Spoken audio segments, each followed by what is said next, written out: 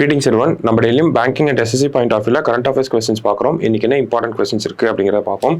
So first பார்த்தோம்னா which is the world's first single piece 3D printed rocket engine அப்படின்னு சொல்லி கேட்டிருக்காங்க. ஓகேவா? So single piece 3D printed rocket engine எது அப்படின்னு பார்த்தோம்னா அக்னிலெட் அப்படிங்கிறதா இந்த world's first single piece 3D printed engine சொல்கிறாங்க. ஓகேவா? யார் உருவாக்கியிருப்பாங்க அப்படின்னு பார்த்தோம்னா அக்னிகுல் காஸ்மோஸ் அப்படிங்கிற இவங்க தான் வந்து உருவாக்கியிருப்பாங்க. சென்னை பேஸ்டு அக்னிகுல் காஸ்மோஸ் அப்படிங்கிற இவங்க. ஓகேவா?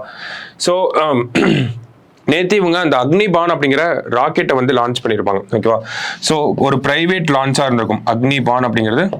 இந்த அக்னிகுல் காஸ்மோஸோட ராக்கெட் எங்கேருந்து லான்ச் பண்ணியிருப்பாங்கன்னா ஸ்ரீஹரிகோட்டாவில் இருக்கக்கூடிய ஃபர்ஸ்ட் பிரைவேட் லான்ச் பேட். ஓகேங்களா? அதை தான் நம்ம தனுஷ் அப்படின்னு சொல்லி சொல்கிறோம். ஓகேவா? அண்ட் தென் இந்த அக்னிலெட் அப்படிங்கிறதா இந்த அக்னிபான்ல யூஸ் பண்ண இன்ஜின். ஓகேவா? ஸோ இதை என்ன ஃபியூவலில் ரன் ஆகுது அப்படின்னு பார்த்தோம்னா செமி கிரியோஜெனிக் லிக்விட் இன்ஜின் அப்படின்னு சொல்கிறாங்க. ஓகேவா? Semi cryogenic liquid engine. ஓகேவா? ஸோ இதுவுமே இந்தியாவில் ஃபர்ஸ்ட் டைமாக இப்போ தான் ஒரு இன்ஜினுக்கு யூஸ் பண்ணுறாங்க. அதாவது இந்தியாவோட வேர்ல்டோட first 3D printed rocket engine. அதே மாதிரி அந்த இன்ஜின்ல யூஸ் பண்ணக்கூடிய ஃபியூயல் பார்த்தோம்னா செமி கிரியோஜெனிக் லிக்விட் அப்படின்னு சொல்றாங்க. ஸோ இதை இந்தியாவில் இப்போ தான் ஃபர்ஸ்ட் டைமாக யூஸ் பண்ணுறோம். ஓகேவா? ஸோ இது எல்லாமே இதோட ரிலேட் ஆகி வரக்கூடிய நியூஸ் நமக்கு. சரியா? ஸோ அடுத்தது who set the record by climbing Mount Everest 3 times in a single climbing season. So ஒரே சீசன்ல 3 டைம் போனது யார் அப்படின்னு பார்த்தோம்னா நேபாளை சேர்ந்த பூர்ணிமா ஸ்ரேஷ்தா அப்படிங்கிற இவங்க தான். ஓகேவா? அடுத்தது what is the name of anti radiation missile developed by DRDO அப்படின்னு சொல்லி கேட்டிருக்காங்க. ஓகேவா? ஸோ என்ன பேர் அப்படின்னு பார்த்தோம்னா ருத்ராயம் அப்படின்னு சொல்கிறோம். ஸோ இதனுடைய ரேஞ்ச் பார்த்தோம்னா 350 கிலோமீட்டராக இருக்குது. ஒரு ஆன்டி ரேடியேஷன் மிசைல் அப்படின்னு சொல்லி சொல்கிறாங்க. ஓகேவா?